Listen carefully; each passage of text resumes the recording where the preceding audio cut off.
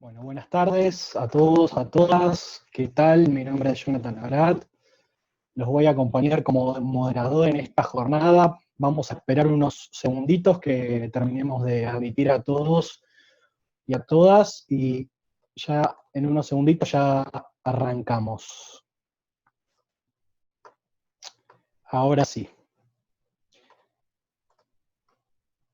Bueno, buenas tardes, sean bienvenidos y bienvenidas al segundo encuentro de este ciclo de charlas para pensar la pospandemia, organizado por el Frente Productivo Nacional.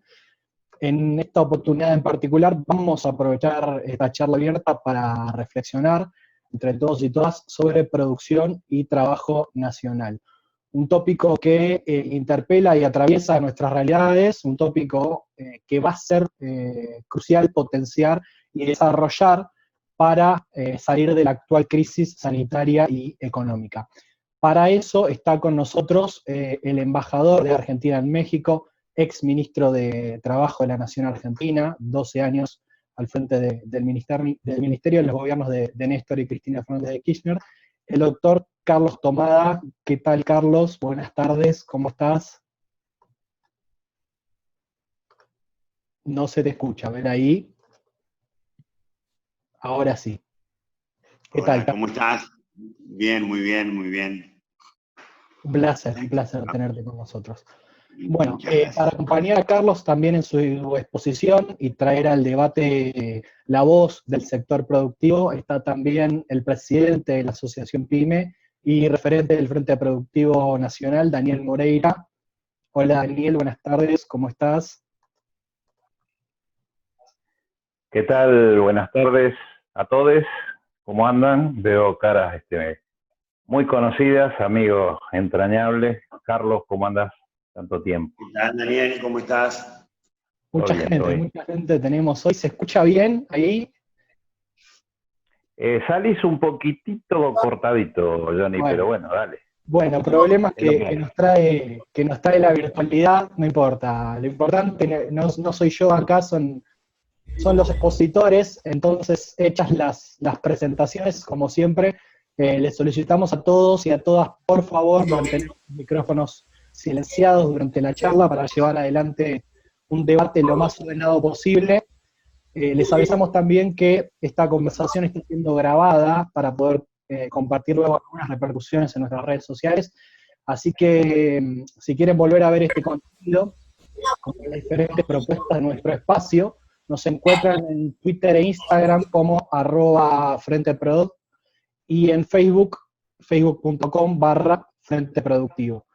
Les comentamos, además, si quieren hacer alguna pregunta, está habilitado el chat a su derecha, lo encontrarán seguramente, o si están desde el celular, va a haber alguna opción que dice chat. Allí mismo pueden ir volcando todos los interrogantes que vayan surgiendo durante la charla, y los últimos 15 minutitos, tanto Carlos como Daniel van a estar dando un espacio para las respuestas. Agradecemos también a compañeros y compañeras del Frente Productivo de Lanús, Avellaneda, San Luis, Moreno, La Rioja, Mendoza, Santa Fe, que están presentes. Agradecemos a la gente de la Asociación PYME, a la gente de la Corriente Agraria Nacional y Popular, a la Confederación Nacional de Cooperativas de Trabajo. Hay gente de... ¿Cómo?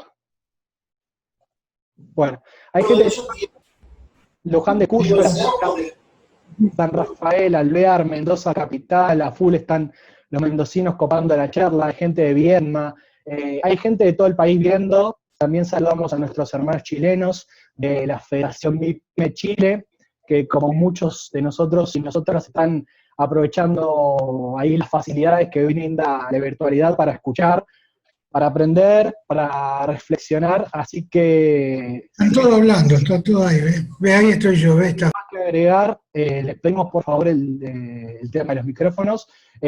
Yo no les robo más tiempo, le damos el uso de la palabra en principio a Daniel Moreira para comenzar con la exposición.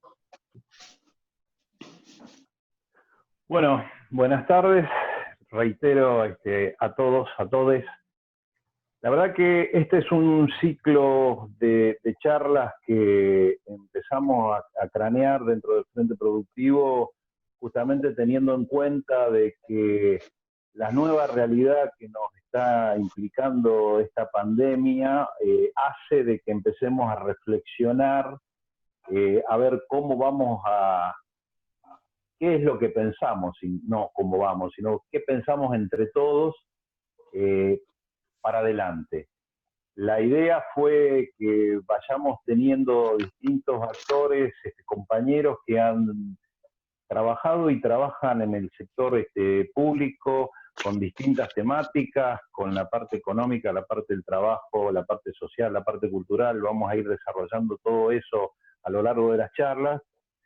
Y la de hoy, concretamente, es tenerlo nada más y nada menos que a Carlos, que ha pasado por la función pública, por la función legislativa, hoy es embajador en México, para que nos ayude a pensar este mundo del trabajo que se viene, este mundo del trabajo complejo para los trabajadores, para los pymes, para lo que es la producción, y empezar a ver de qué manera podemos entre todos ir aportando.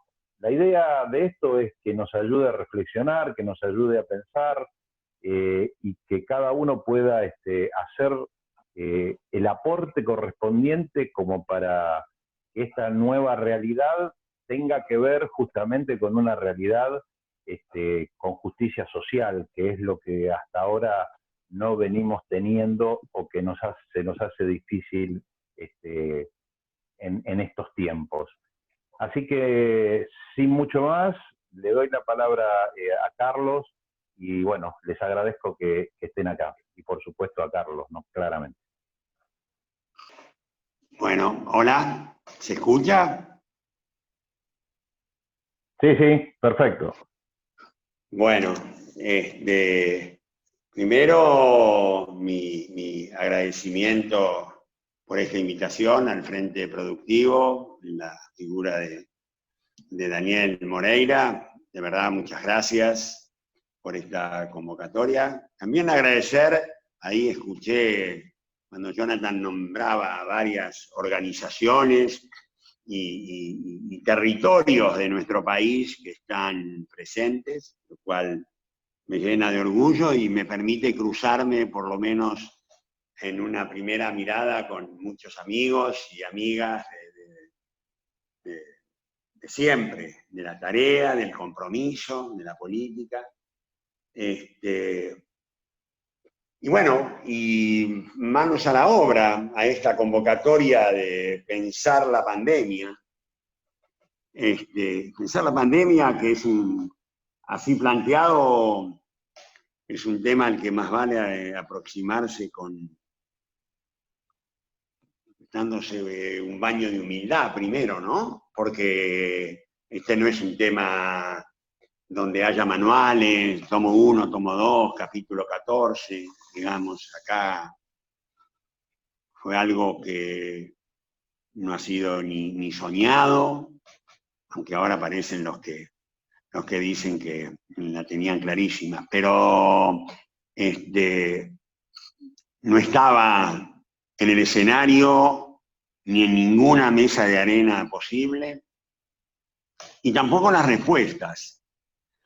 Con lo cual, lo cierto es que hoy Argentina está enfrentando una triple crisis, dos que sí sabíamos que teníamos que enfrentar y que nuestro gobierno iba a encarar y había anunciado cómo la iba a encarar, y una que irrumpe inesperadamente. Una primera, la crisis social que se había agravado. Es cierto que había también problemas estructurales que tienen que ver con esta crisis social, pero que en los últimos 4 años de un gobierno que destruyó todo lo que tocó, que tuvo una clara direccionalidad en desmontar a los sectores del trabajo y de la producción, no hicieron más que agravar. Ese es el pasado. Pero resulta que también nos dejó una crisis de la deuda que compromete nuestro futuro y que compromete seriamente, como está planteada hasta ahora, nuestro futuro, al punto que el propio, uno de los organismos que no cuenta precisamente con una gran, o no ha contado hasta ahora con una gran simpatía por nuestro país, la ha calificado de insostenible a esta deuda, comprometía entonces, como yo digo, el futuro. Además de estas dos crisis, entonces, aparece la crisis sanitaria. Bueno, yo lo que veo es que nuestro gobierno, como se darán cuenta, no pretendo colocarme en una situación de neutralidad del analista ni del observador, porque a esta altura no voy a engañar a nadie, digamos. Uno tiene un compromiso y una forma de ver, de mirar, de interpretar, siempre dispuesto a aprender y a modificar, pero que tiene una dirección por lo menos clara. Y en ese sentido creo que nuestro gobierno había encarado la deuda social y la deuda externa, digamos, de acuerdo a los compromisos electorales. O sea, la deuda social era claramente el objetivo en los sectores más vulnerables, primero los de abajo para llegar todos, y se empezó a atender ese flanco. La deuda se empezó con la negociación y se ha ido avanzando y se sigue y es probable que tengamos noticias pronto. Y frente a la deuda sanitaria, frente a la crisis sanitaria, había que tomar una decisión. Y yo creo que acá estuvo la primera decisión central que va a condicionar, digamos, de ahí en más los hechos sucedidos, que es que nuestro gobierno toma no una medida sanitaria, no adopta una medida sanitaria solamente, sino que toma la decisión política de Alberto Fernández de salvar la vida. La prioridad de nuestro país se enfoca en ese momento al tema de salvar la vida. Pero esa decisión política no hace ni modifica la orientación general de atender la crisis social, en este caso para que no se agrave más la que ya existe, y mantiene vigente la negociación con el claro objetivo de evitar el default y hacer una negociación que haga sustentable a la Argentina. Y ahora empieza el debate. Y ahora estamos discutiendo, y está bien, yo celebro esta convocatoria, como todas y cada una de las que me ha tocado participar, en cualquier carácter que sea, porque el debate ya empezó. Acá hay un debate muy grande que cada vez está apareciendo, que no es solamente el debate que parece entre oficialismo y oposición. Parece que es algo más. Hasta en el tema de la nueva normalidad aparece algo de ese debate, ¿no? Nueva normalidad que se repite permanentemente. Yo quiero decir que, primero, que hay una contradicción en los términos, ¿no? Nueva nos remite a ruptura, a cambio. Y normalidad nos remite a normalidad, normalizado, a frecuente, a continuar, ¿no? Y yo creo que no hay normalidad. Si normalidad es volver a lo que estábamos antes, creo que no es posible, o no debe ser posible. Un consultor, un sociólogo, le robé una frase muy linda que para mí es muy clara, que es: el después es ahora, ¿no? Ahora tenemos que discutir qué es lo que va a pasar después. Y los instrumentos, las acciones y las medidas que adoptemos en este momento van a ser van a condicionar, van a orientar, van a hacernos debatir cuál va a ser el después. Por supuesto que ese debate es un debate que está teñido de deseos, de ideología, de intereses. A mí no me preocupa, pero que tiene que existir y que tiene que ocurrir, no tengo ninguna duda. Empecemos por decir que el coronavirus creo que le puso, si era necesario, le clavó una banderilla más al toro del neoliberalismo que se llevaba todo por delante, ¿no? Y hoy está en cuestión. La política ha vuelto. La política, ¿en qué sentido digo que la política ha vuelto? Es porque la política se ha alzado contra el posibilismo. Ese posibilismo, ¿ustedes recuerdan? Digo, ¿vas a emitir? No, que inflacionario. ¿Vas a tener déficit fiscal? No, que eso hace estallar todo. Bueno, estamos emitiendo, está aumentando el déficit. Yo no lo digo por lo virtuoso, digo porque se están buscando soluciones y se recurre a los instrumentos que sea necesario para el cumplimiento del objetivo. Esto tengámoslo claro, esto también es la política, que tiene restricciones. Yo no estoy diciendo lo contrario. Lo que digo es que la política pone en cuestión discusiones que parecían cerradas. Podría decirlo, el coronavirus permite que la política ponga en cuestión debates que parecía que en la Argentina ya no se daban más. No, estaban clausurados. Digo, ¿cómo? Y entonces cuando pasa eso, lo que aparecen son un listado de preguntas. Empecemos por la primera. ¿Cómo sostenemos los ingresos populares y cómo se activa la producción? Digo esto porque la ecuación empleo-pyme es inexorable en este debate.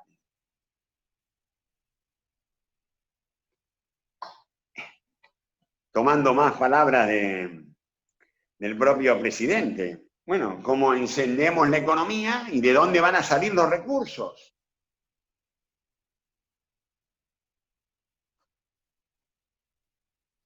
Sobre todo porque tenemos una crisis extraña, o por lo menos poco conocida, por eso insisto en la humildad.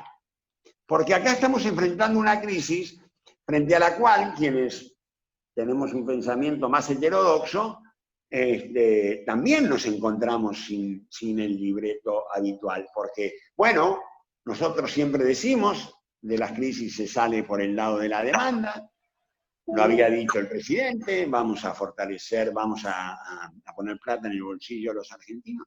Pero esta es una crisis de la demanda, pero también es una crisis de la oferta. En palabras de la CEPAL, Alicia Bárcena, su directora, ella dice, esta es una crisis total de la gente. Esta no es una crisis de los bancos como en el 2008, con lo cual tampoco la comparación, ni el libreto, ni las propuestas pueden ser. Aquella parecía que alcanzaba con las políticas contracíclicas, después que algunos se hacían los guapos diciendo que, bueno, nosotros vamos a combatir los paraísos fiscales. Yo me acuerdo que la acompañaba a Cristina a las reuniones del G20 y Sarkozy incendiaba las catedrales con los discursos sobre todo lo que había que hacer en el mundo financiero, regularlo, ordenarlo, esto, lo otro. No pasó nada de todo eso, nada. Y no pasó nada porque en ese momento el pensamiento absolutamente dominante en el mundo y hegemónico, diría yo, empezaba a ser cuestionado, pero era, en los sectores dominantes, era el pensamiento del neoliberalismo. Y entonces el herramental, como dicen ahora el botiquín, ¿no? La máquina, la valija de herramientas, dicen en inglés que queda mejor, era uno solo. Y nosotros lo que tenemos que poner en cuestión es primero eso, que no hay solamente una manera de salir, porque si pasa eso, digamos, es crónica de una muerte anunciada. Porque si cuando salimos de la pandemia, lo que va a estar arriba de la mesa va a ser solamente la alternativa o la propuesta de los sectores dominantes en la Argentina, bueno, la respuesta va a ser una sola, como fue una sola la que le dieron en su momento los mismos sectores a Néstor Kirchner en el 2003, porque no es que Kirchner agarró el único camino que había. Tuvo que enfrentar opiniones puestas en la tapa del diario La Nación y seguir otro camino. La relación de fuerzas daba, exploró los límites. Hay que tener en cuenta eso. Pero sí es cierto que para nosotros la alternativa no es esa. La alternativa es la que está siguiendo nuestro gobierno ahora, que es aumentar la protección social. Es fortalecer, ayudar de la manera que se pueda a los sectores productivos al mismo tiempo. Porque no hay otra manera. Y en esto, vuelvo a decir, el sector PYME es fundamental. La respuesta tiene que pasar por más Estado, más protección social, más producción y más trabajo. Y eso va a requerir, entonces, otra vez nos remite a la pregunta de quién paga esto, de dónde salen los recursos. Pero advertamos algo. La crisis sanitaria es extralaboral. Claramente, el trabajo no tiene nada que ver. Lo digo a propósito, porque no hay espacio ahora para culpabilizar de esta crisis, por ejemplo, como se hizo durante 4 años, a los trabajadores, a las organizaciones sindicales, a los derechos de los trabajadores, ni a la supuesta ineficiencia de la producción nacional. Ahí están las víctimas. Ahí están las víctimas. Y entonces, un buen criterio reparatorio a la hora de elegir instrumentos es reparar los sectores dañados. En primer término. Durante la crisis, como se pueda, y más adelante, tomando las medidas que vayan en esa dirección.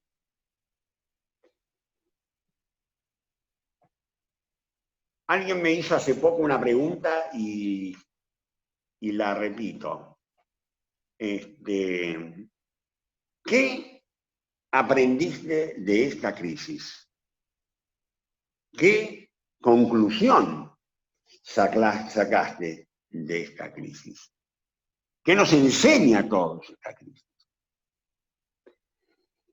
Y a mí me parece algunas, de ahí voy a hacer algunas reflexiones sueltas y así pasamos, Daniel, a las preguntas. Pero, bueno, yo creo que uno de los temas fundamentales, si es que estamos dispuestos a abrir la cabeza y a pensar desde otro lugar, es la visibilidad de la desigualdad.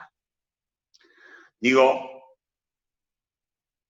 la crisis ha puesto en evidencia desigualdades y problemas que ya estaban antes. Pero no es cierto, por lo tanto, que el virus es igual para todos. No, no es igual para todos. Es más fácil para unos que para otros. Es más fácil en un barrio que en otros. Es cierto que mueren de todos lados, pero no todos la pasan igual. Ni siquiera atraviesan igual la enfermedad. Entonces, porque no es lo mismo según los barrios, como dije recién, la velocidad de contagio es diferente, bueno, no sabemos todos. Pero digo, porque yo creo, forma parte del mensaje, no tenemos que dejar, no puede venir la pospandemia y resulta que la desigualdad deje de ser una preocupación, ¿no? No.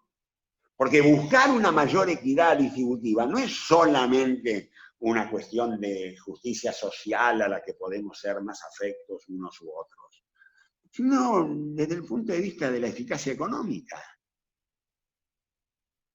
Mejor distribución del ingreso y mejor distribución de la riqueza es lo que va a dinamizar finalmente a la economía. la forma de movilizar a los sectores más necesitados, inclusive a los sectores de la clase media, es a través de distribuir mejor los ingresos. Porque ponerle más plata a los ricos, primero que no sirve para nada porque consumen lo mismo y el resto se lo guardan y ahorran, porque lo que por supuesto no existe es el derrame. Y estoy hablando ya no del derrame teórico, no existe ni siquiera el derrame en la vida cotidiana. No me quiero ir demasiado del tema, pero ahí me mostraron un texto de un economista que decía, quería mostrar que la importancia de que el hombre tenga un automóvil en vez de que tenga una bicicleta, y demostraba todos los servicios que se generaban a partir de ese hombre con el auto, ¿no? Con las multas que, inclusive ironizaba con las multas que pagaba, con los accidentes que podía tener. Entonces era mejor un hombre con auto que un hombre con bicicleta, que no reproduce nada en la economía. Bueno, cuando me lo contaron digo, sí, está bien, pero el tipo que tiene 3 autos no multiplica por 3 lo que hace, lo que genera en la economía. No sirve. Entonces, hay que buscar una mejor distribución del ingreso para superar la desigualdad. Y en eso hay un desafío sobre el que quiero hablar luego, que es la necesidad de reconstruir el entramado PYME. El entramado PYME en la historia de la Argentina ha sido sustantivo en términos de su conformación. La Argentina se pensó igualitaria a partir de sus conquistas laborales, pero también a partir de su entramado productivo. Sus comercios, sus pequeñas empresas, sin lugar a duda. Y eso hay que reconstruirlo. El presidente suele mencionar la palabra justo. Ustedes si lo han escuchado, permanentemente habla de un país más justo, administrar al Estado para dar una mayor igualdad de oportunidades. Le parece injusto que los ricos paguen igual que los pobres determinados consumos. En fin, creo que ese deberá ser el camino. Otra de la que uno puede aprender de esta pandemia, y tal vez reflexionando en función de crisis anteriores, es la pregunta que hice antes. Bueno, ¿cómo vamos a financiar esto? Porque, a ver, hay 2 cosas que hay que hacer para encender la economía. La primera es mantener la capacidad de producción de las empresas. Y esa es una prioridad. A como dé lugar. A como dé lugar, y no quiero asusar ningún fantasma ni nada, simplemente quiero decir que la intervención del Estado va a ser necesaria.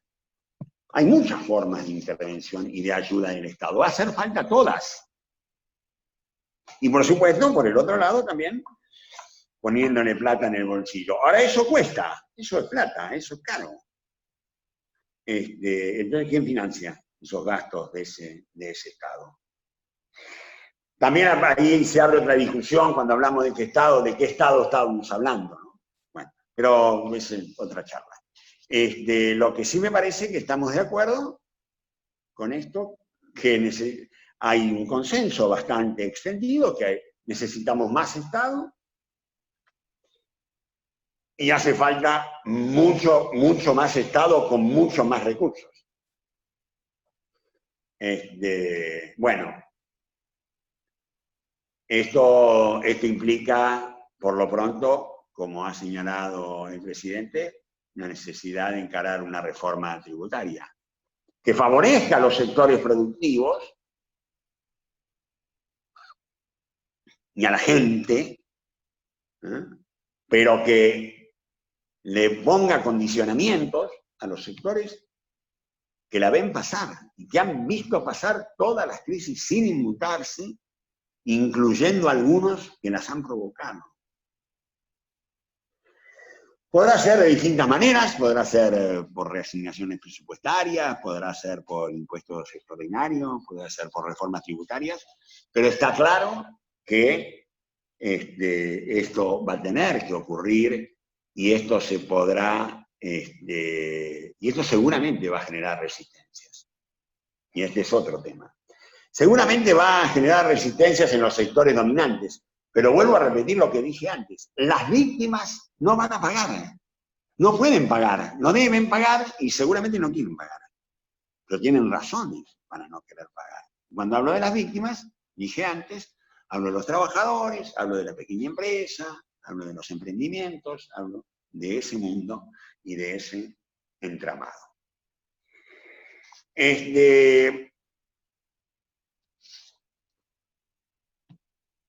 Menciono un tercer aprendizaje, que lo voy a hacer corto porque es del mundo del trabajo, pero muy específicamente. Yo creo que ha habido una revalorización del trabajo.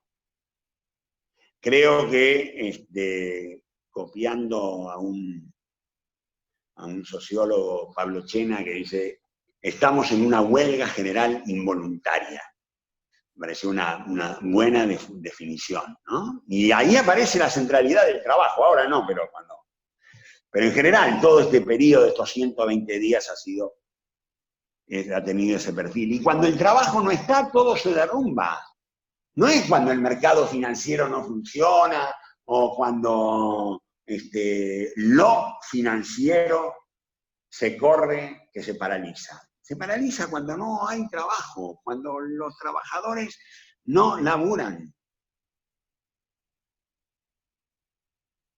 Y yo creo que eso ha puesto de manifiesto el valor del trabajo y de los trabajadores en general, con una paradoja que no quiero dejar de mencionar, que han sido casualmente los más precarios, los más necesarios.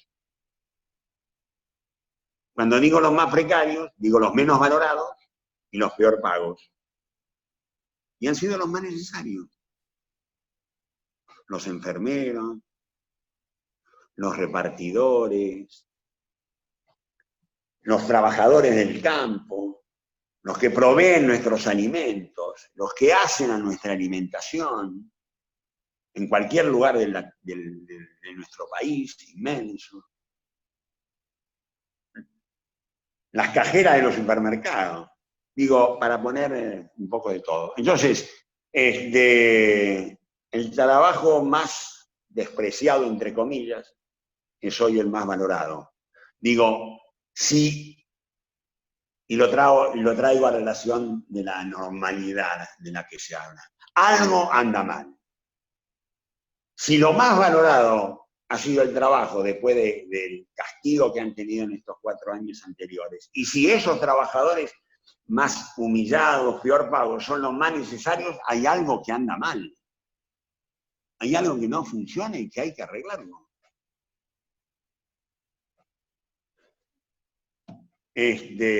Lo dejo como una inquietud.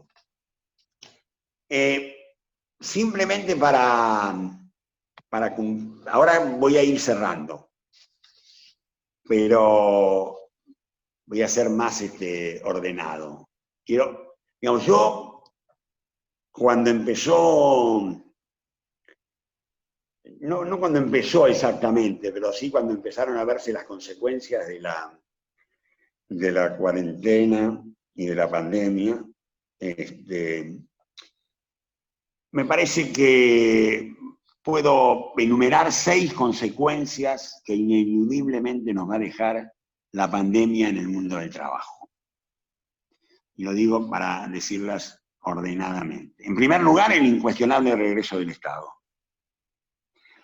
Y las enumero nada más porque algo he dicho. Segundo, discutir la distribución del ingreso. Tercero, la necesidad de incluir a los trabajos precarios, a los trabajadores precarios, en los sistemas de protección social.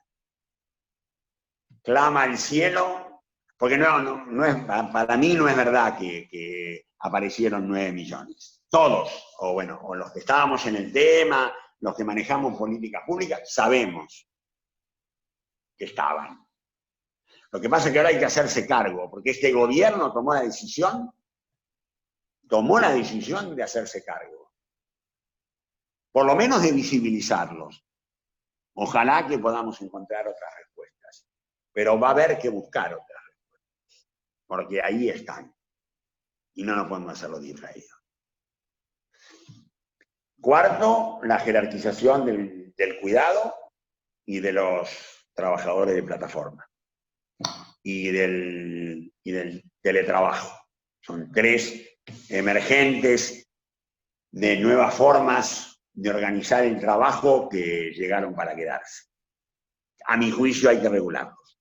Anticipo mi mirada. Y por supuesto, la necesidad de una vez por todas de encarar en la Argentina nuevas políticas de salud y de seguridad en el trabajo. No solamente de seguridad sanitaria en el trabajo, de la salud de los trabajadores. Porque esta pandemia tardará en irse, definitivamente, pero además escenarios de este tipo de ataques va a seguir habiendo. Y la tarea de prevención va a formar parte de las responsabilidades de todos, absolutamente de todos, del sector público y del sector privado. Y voy a ir terminando con una reflexión de otro tipo a raíz de algo que hablaba con Daniel los otros días. Hay otro tema que a mí me preocupa y que creo que va a estar presente y tiene que estar presente, que es la participación y, por otro lado, el tema de la unidad. Cuando hablo de la participación a todos los niveles. A todos los niveles. Porque para sentirse parte hay que participar. Y eso es responsabilidad de todos. Por supuesto que del gobierno, pero también de los actores sociales. Empresarios y trabajadores. Y de participar se trata cuando hablamos tanto del Comité Mixto de Salud y Seguridad en un establecimiento, como del Consejo Económico Social. Y en el medio todo lo que pueda haber. Porque si algún esfuerzo hay que hacer, que seguramente habrá que hacer alguno, va a ser asumido en la medida que todos y cada uno se sienta parte. Y que cada colectivo también se sienta parte. Y esto me lleva a una reflexión política, si me permiten. Por empezar, puedo arrancar como excusa, digamos, del Consejo Económico Social, pero no es necesario. Pero tomemos el Consejo Económico Social, que será una realidad. El presidente lo tiene en su agenda junto con la reforma judicial, con la ley del aborto, el Consejo Económico Social. Y ahí va a ser el ámbito máximo de participación. Y ahí tienen que estar, sin lugar a duda, las pequeñas empresas. No pueden estar ausentes. Y no puede estar ausente por varias razones. Por razones que tienen que ver con que el grupo de los 6, digo, este debate que hubo hace poco, el grupo de los 6, por supuesto, que son parte importantísima de nuestra economía y de la relación de fuerzas, pero también es cierto que no alcanza, hay sectores que no están representados en esa foto, y la aspiración del presidente es que haga la mayor nivel y el mayor grado de representación. Con los límites obvios, que no puede ser una asamblea multitudinaria. Y entonces, acá yo quiero decir algo que voy a jugar, si me permiten, con el Frente de Todos, por un lado, y con el sector PYME, por otro.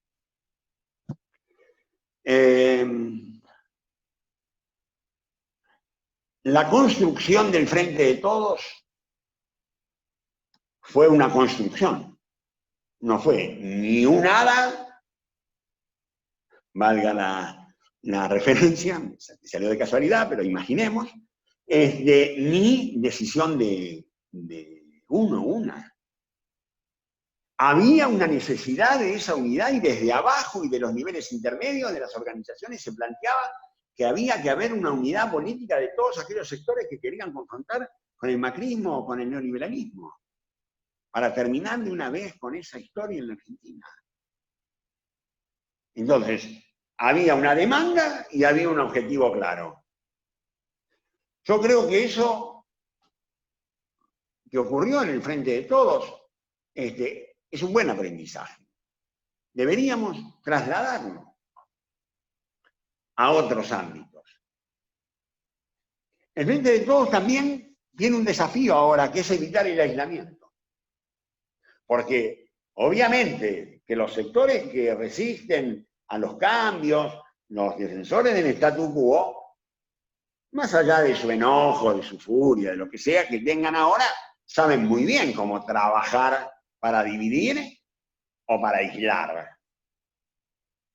Y nosotros tenemos que ampliar, el Frente de Todos tiene que ampliar con más participación de todos los sectores. Tiene que conectarse con todos los sectores.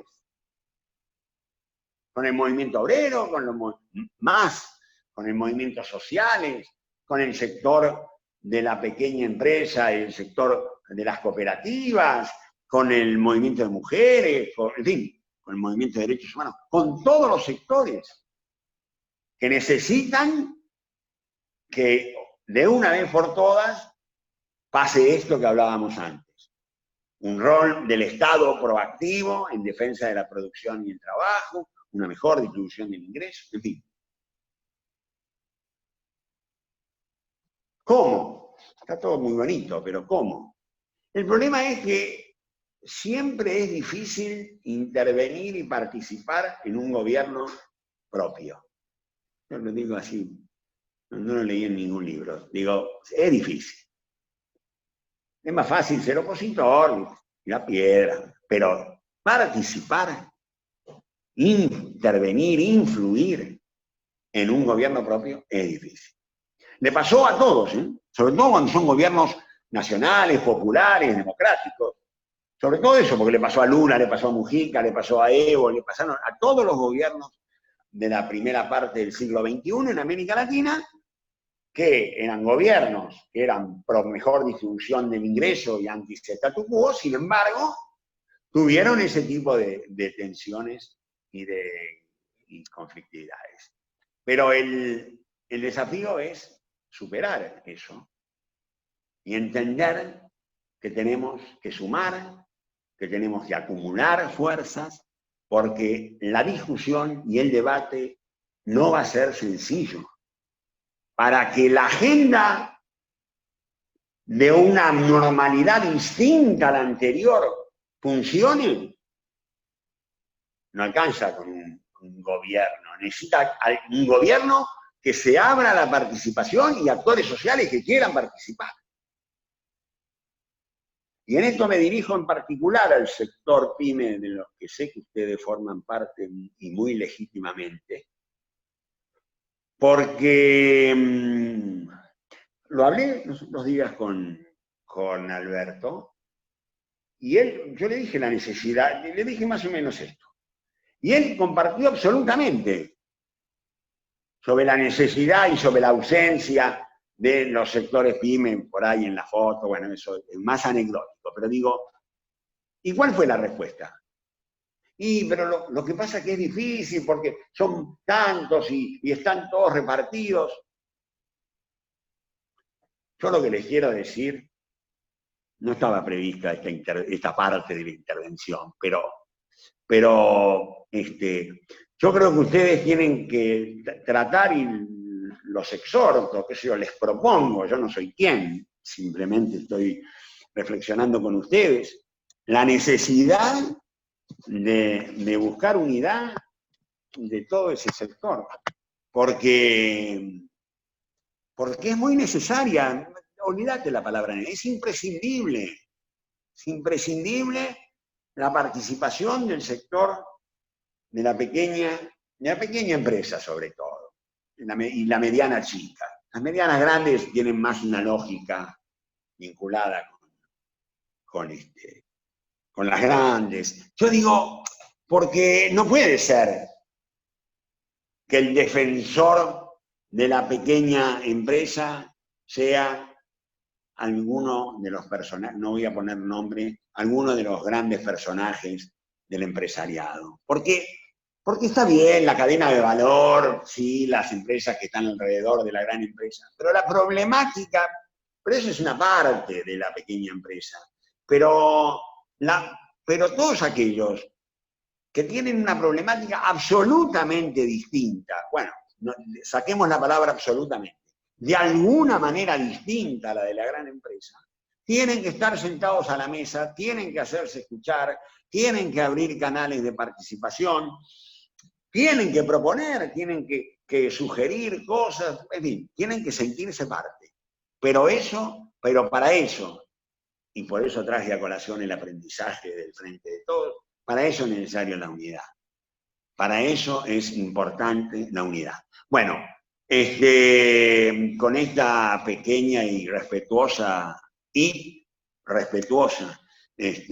invocación, termino, porque además estoy viendo ahí un montón de preguntas y las quiero contestar y seguramente van a ser más importantes las respuestas o les interesará más eso por ahí que seguir por esta línea.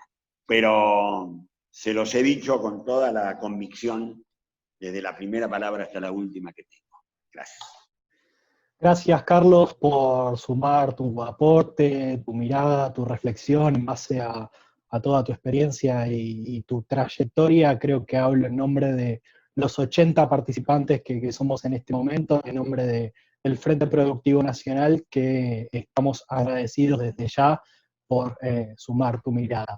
Les recordamos a todos y a todas que este debate es parte del ciclo de charlas para pensar la pospandemia, y que pueden seguirnos también en redes sociales como Frente Productivo Nacional. Otro recordatorio para quienes quieran recibir material sobre las charlas, pueden dejarnos un mail acá en el chat, que después nos encargaremos de recopilarlo.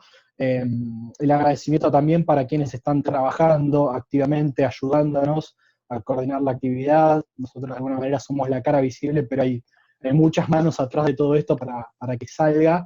Y bueno, finalizadas las exposiciones, como dijimos y tal como anunciamos al principio, vamos a dar paso a la lectura de preguntas que ustedes mismos nos fueron dejando en el chat. Y hay una de Diego Benítez que nos hace llegar por privado. Bueno, el agradecimiento para vos, Carlos.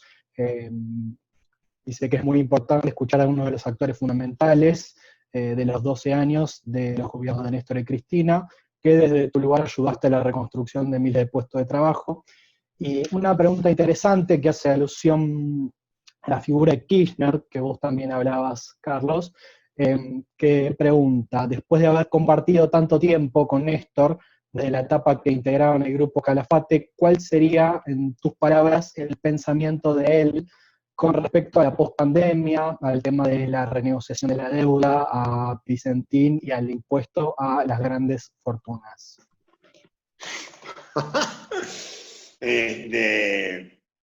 No puedo atribuirme la representación, más quisiera, de Néstor. No, les diría que en algún sentido la presencia de Alberto y de Cristina en la conducción de esta etapa, de alguna manera está expresando por lo menos los trazos generales de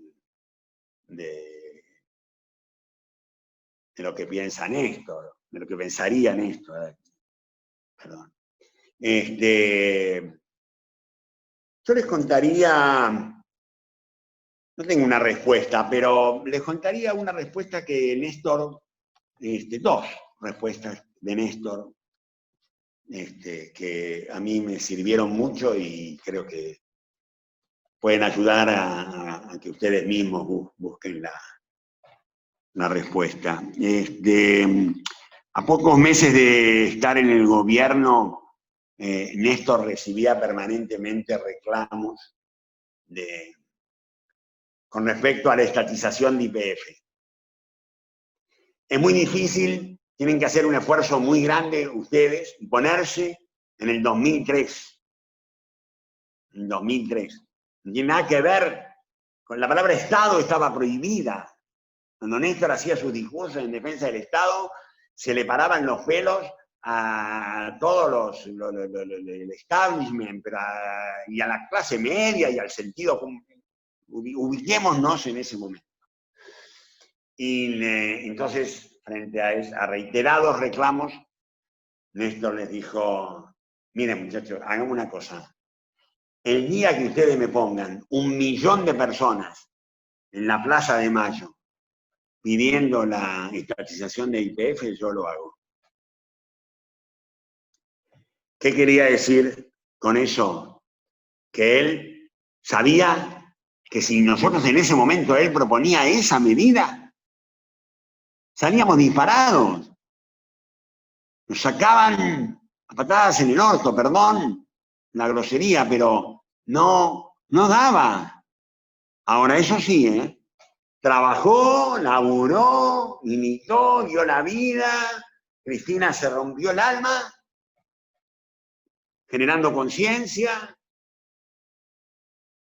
generando antecedentes, y se recuperó YPF en un debate en el Parlamento donde todo el mundo votó, levantó la mano y no hizo necesaria el 1 millón de personas en la plaza, que por supuesto estuvieron en otras oportunidades para respaldar ese tipo de decisiones. ¿Se entiende? Esa es una. Y la otra es una vinculada con un cenicero y una mesa, perdónenme. Yo también, habían pasado 6 meses, una cosa así. Néstor me había pedido algo y yo siempre lo llevaba, consultaba uno, otro, qué sé yo. Y se lo llevo, ¿no? Y Néstor me dice, está muy bueno, mírale, está muy bueno, todo lo que vos traés, yo sé que vos lo trabajás bien, pero esto que vos me trajiste entra en este cenicero. Me estaba hablando de una mesa que tenía 3 metros de largo y 1 de ancho con un cenicero en el medio. Imaginen la escena. Esto entra en el cenicero. ¿Sabés qué es la política? Es hacer que esto que vos me trajiste involucre, ataña, tenga que ver con toda la mesa. Esa es la política. Explorar los límites. Está bien la cosa prolija, pero a veces hay que explorar los límites, y esa es la política. La distancia entre el cenicero y el límite de la mesa es la política. Bueno, imaginen. Lo dejamos entonces. No sé qué harían esto. Y si lo supiera, no lo diría, porque me mataría. Esperá que lo diga yo, me va a decir. Pero siempre es importante tenerlo presente de cualquier manera. Seguimos con las preguntas que nos van llegando y se arma un debate interno en el chat con respecto al tema teletrabajo. Matías de Campo nos decía, como ex titular de la cartera de trabajo, ¿qué piensa que se debería abordar, cómo piensa que se debería abordar el teletrabajo? Y Horacio Almada suma al debate, si no crees que la precarización laboral vendrá de la mano de Internet, teletrabajo, OTT, Netflix, en donde estamos a merced de las leyes de trabajo de países menos justos e impuestos que se recaudan en otros países imperialistas. ¿Cómo vamos a afrontar esto? ¿Se ve esta realidad futura? Es la pregunta de Horacio. Sí, yo lo primero que quiero decir es que el teletrabajo no es el trabajo que yo propiciaría. Pero no puedo discutir que el teletrabajo ha llegado para quedarse y sumaría a quien acaba de mencionar este tema de la transnacionalización, que bueno, que es un riesgo, pero no es de los más cercanos, pero hay otros más cercanos, ¿no? Yo creo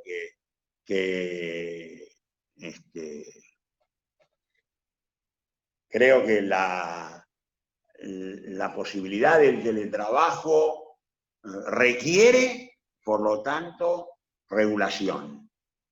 Y puedo anticipar mi apoyo a cómo se ha trabajado y cómo está saliendo la ley que ahora va a ser tratada en el Senado. ¿En qué sentido lo digo?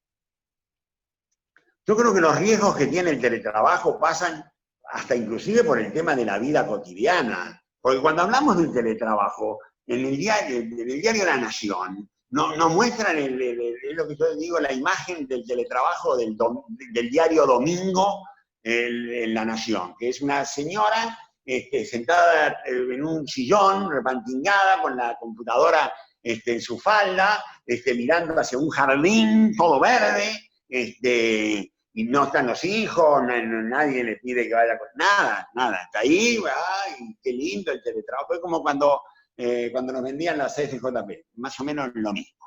Bueno, no. El teletrabajo es algo más duro, algo más difícil y algo más riesgoso. Por eso creo que hay que reglamentarlo. Y por eso celebro que en la reglamentación se haya tomado por lo menos 3 medidas que tienden a amortiguar los riesgos. Por empezar, la incluyen como una modalidad del trabajo dentro de la ley de contrato de trabajo. No es algo diferente. Está incluido dentro del régimen, es un modo de prestación del servicio. Con lo cual se le aplican todos los derechos y garantías de la ley de contrato de trabajo. Segundo, la ley establece de todas maneras algunas normas que son, claro, propias de la situación de teletrabajo. Cito 2 que me parecen importantes. Uno es el derecho a la desconexión, que le pone límite al uso 24x24. Está claro, si alguien me dice, pero vos te creés que... No me creo. Pero por lo menos está el derecho de la desconexión.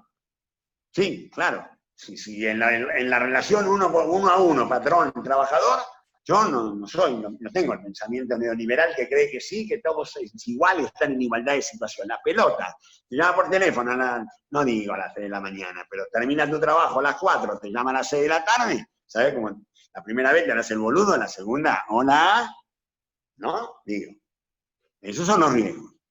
Pero está establecido como un derecho que el trabajador puede ejercer. Y debe ejercer. Y luego el derecho a la reversibilidad, que acá está en manos del trabajador. El trabajador puede resolver volver al trabajo presencial. Ahí habrá que hacer algunos ajustes, en fin. Pero, y la tercera norma es que le da, al establecer que el trabajador en teletrabajo tiene el mismo tratamiento, los mismos derechos y obligaciones que el presencial, extiende la representación sindical. Quiere decir que el teletrabajador va a tener representación sindical que abogue por ellos, más aún un teletrabajador puede ser del delegado de los teletrabajadores de esa actividad o puede formar parte de la conducción del sindicato y tiene todos los derechos y protecciones vinculadas a un sindicato, la obra social, todo como tiene cualquier trabajador. Para mí, esta ley es de lo mejor que se puede sacar para un trabajo que tiene virtudes, no niego, bien administrado, pero es como todo bien administrado sería distinto. Bueno, bien administrado está bien. Si lo utilizan para el fraude, para la explotación, y qué sé yo, bueno, sí, será un problema y habrá que combatirlo. Hoy me parece que primero hay que regularlo. Bien, vamos con 2 o 3 preguntitas más. Desde ya les pedimos disculpas a todas las preguntas que no vamos a poder responder. Son muchísimas las que están llegando, tanto por acá como por el chat privado. Desde ya muchísimos los mensajes de agradecimiento para Carlos, pero bueno, también intentamos ser equilibrados y darle prioridad a las que llegaron antes, intentando no robarte tampoco demasiado tiempo, Carlos. Jorge Lauriti nos pregunta, ¿habrá posibilidades de créditos a tasas razonables para capital de trabajo y compra de maquinarias? ¿Cómo empieza la pregunta? ¿Habrá posibilidad? ¿Habrá posibilidades de créditos? Si no hay, estamos fritos. Digo, no tengo ninguna duda que va a haber. Ninguna, pero lo digo no porque tenga información clasificada, sino porque está en la lógica. Está en la lógica de nuestro gobierno. Y desde el apoyo, cuando hablé de todo lo que dije en materia de apoyo al sector, estoy pensando en eso, ¿no? En ese tipo de créditos, en ese tipo de apertura de mercados, para ayudar a las pequeñas empresas. Bueno, ya que está, paso un aviso, digo, como embajador en México, cuando me vaya, estoy a disposición para todo aquel que quiera intentar vender, invertir, lo que sea, todo lo que tenga que ver con ayudar a mover la economía y generar empleo, sepan que van a contar conmigo.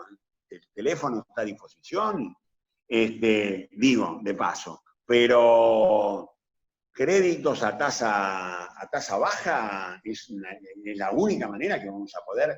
Hablé de reconstruir el entramado de pequeñas empresas. No va a haber otra forma de reconstruirlo que con ese tipo de, no solamente con eso, pero con ese tipo de políticas, seguramente moratorias, seguramente apertura de otros canales para facilitar ponerlos de pie. Porque guarda que abrir no es vender. La apertura, se van a abrir no es vender. Y eso lo saben ustedes mejor que yo. Y vender tampoco es cobrar. Entonces, hasta que restablezcas el circuito, el Estado tiene que estar ahí. Bien. Siguen llegando preguntas. Hay una pregunta de Bruno Seschin, que es compañero diputado provincial en Mendoza por el Frente de Todos, y pregunta, Carlos, en torno a la redistribución del ingreso, ¿entendés necesaria la participación de los y las trabajadores en las ganancias de las empresas? Y por otro lado, el impuesto permanente a las riquezas extraordinarias, sobre cómo financiar al Estado sin vaca muerta y con la caída de la actividad económica por pandemia. ¿Crees que resulta fundamental la expropiación de Vicentín? No se quedó con nada, digamos. Se tiró todo. Agarró la ametralladora y...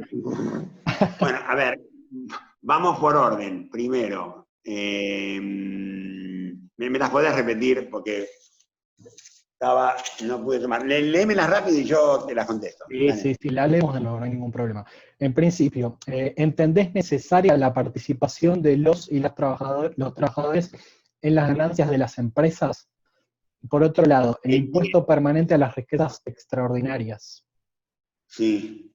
¿Y cómo financiar al Estado sin vaca muerta y con la caída de la actividad económica por la pandemia? ¿Crees que resulta fundamental la expropiación de Vicentín?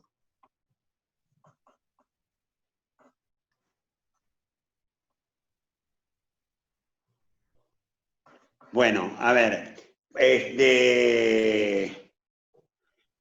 el tema de la participación en las utilidades, no me acuerdo bien cómo utilizó las palabras, pero yo creo que la participación de las utilidades se impone en este sentido.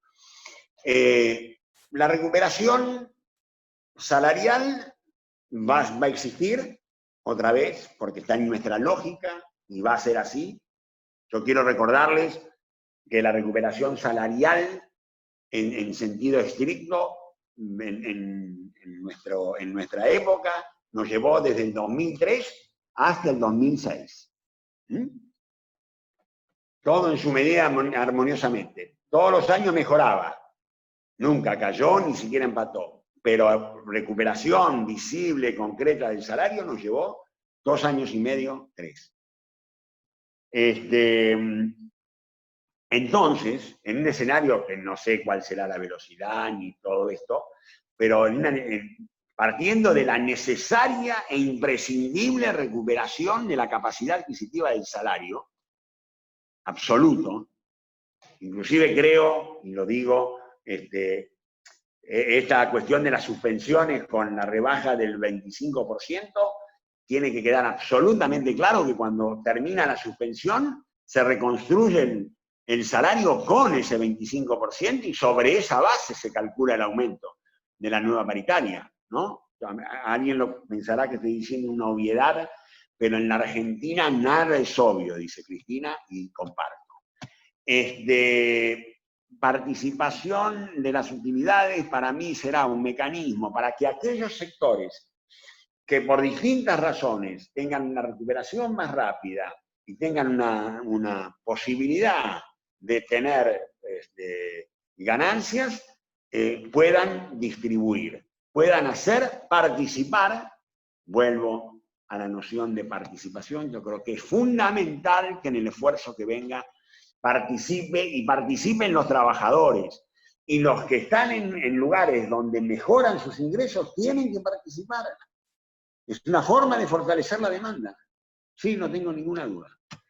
El impuesto a los ricos, creo que,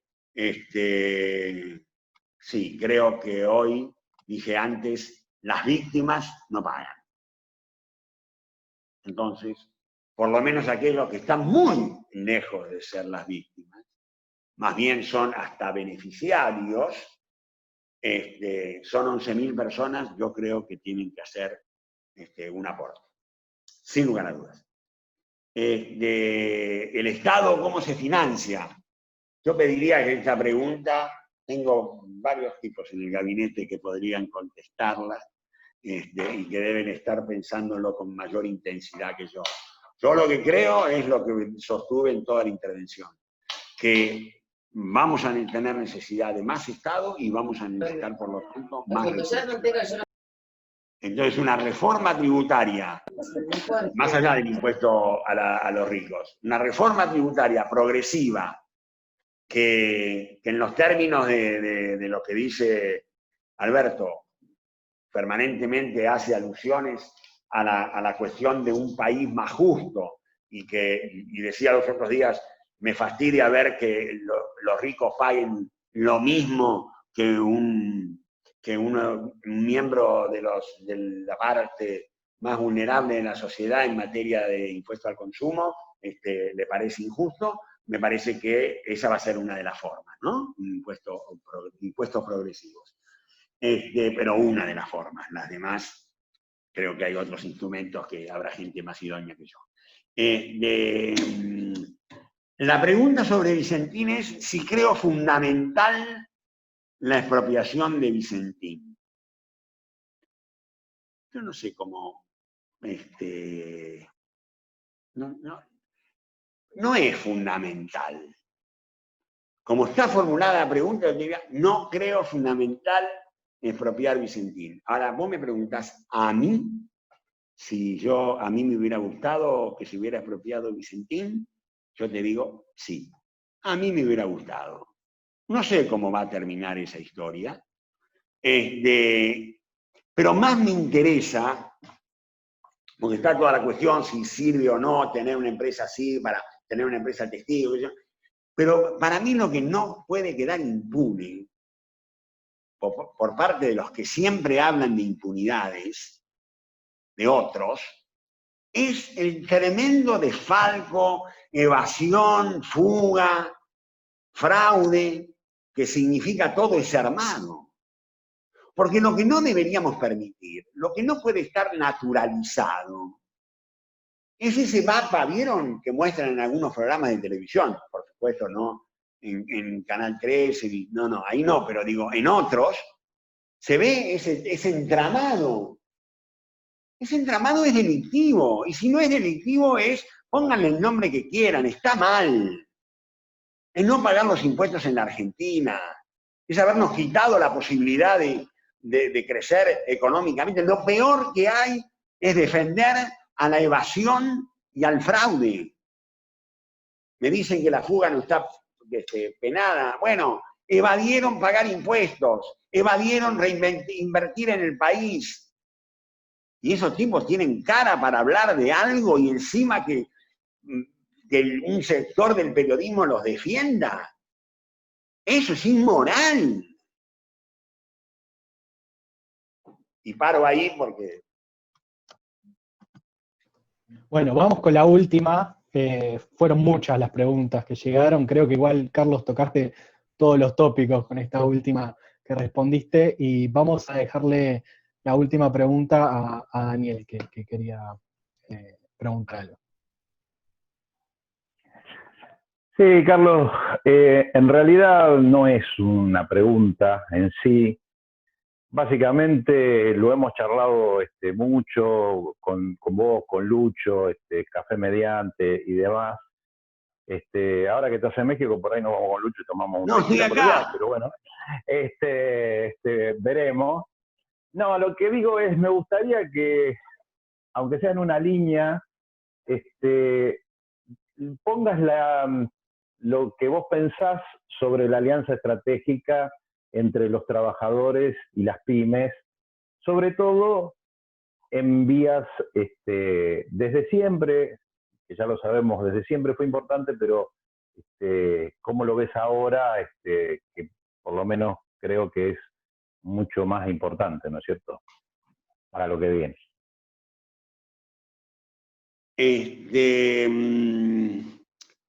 Bueno, no, mucho más de lo que he dicho, yo creo que es sustantiva, ¿no?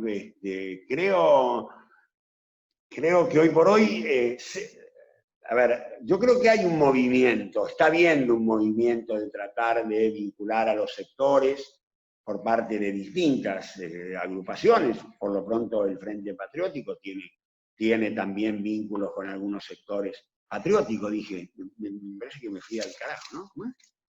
¿Está bien? Productivo. El Frente Productivo. Me quedé con lo... Bueno, a veces somos patrióticos también, sí, sí. Además, sí, seguramente lo son. El Frente Productivo tiene vínculos con sectores del movimiento organizado. Hace poquitos días han tenido una reunión excelente, con una declaración junto con los compañeros de la Federación Gráfica Bonaerense, en general con los de la Corriente Federal, que la leí, me gustó muchísimo, y creo que hay que fortalecer esos vínculos. Y creo que hay que encontrar objetivos comunes y ponerlos arriba de la mesa. Digo, hay una agenda. Basta de que la agenda la hagan siempre los otros. Hay una agenda donde el sector de la pequeña empresa y el sector de los trabajadores coinciden.